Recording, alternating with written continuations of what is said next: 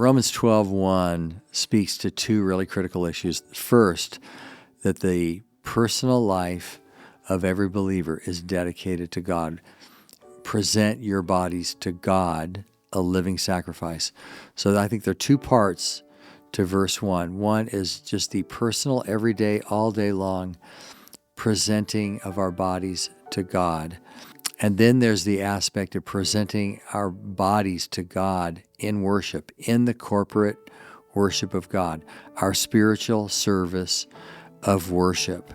There is nothing you do that's more important than to gather with the people of God for the right worship of God. In the Baptist Confession of 1689, in chapter 22, explains what we call the regulative principle of worship, which teaches that only what is explicitly commanded in Scripture is permitted in worship.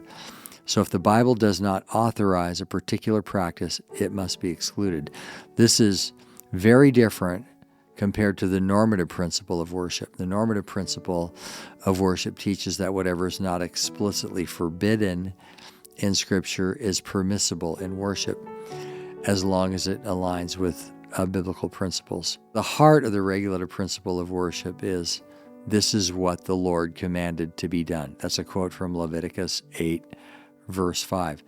And the elements of worship that God has commanded are simple: prayer, scripture reading, preaching, singing, sacraments, and fasting are ordained as acts of obedience performed with understanding and faith and reverence and godly fear. I'm quoting the confession. In the normative principle, the worship of God is relegated to the creativity of man, which is why you see commonly in churches movie clips, plays, skits.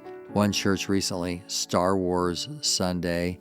I'll never forget looking at a video clip of a very popular church in New York where the men were in ballet leotards prancing across the stage in interpretive dance.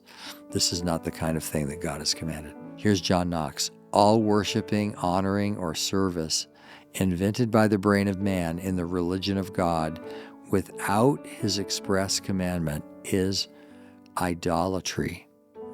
Well, because the churches largely embrace the normative principle, church worship is often the production of a very creative priesthood of coolness technicians and artists and actors. And frankly, there is so much pressure on church leaders to make the worship service larger than life, so thrilling, so entertaining, so high octane. If a biblically ordered worship service is boring to you, most likely it means that you are boring to God.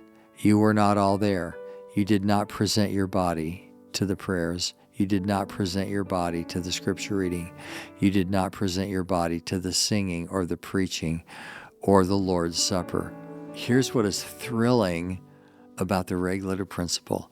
It calls all of God's people to come together with one heart, one voice, submitting themselves to worshiping Him, to gather together and to pour out their hearts toward God in worship as a corporate community. What a blessing that is.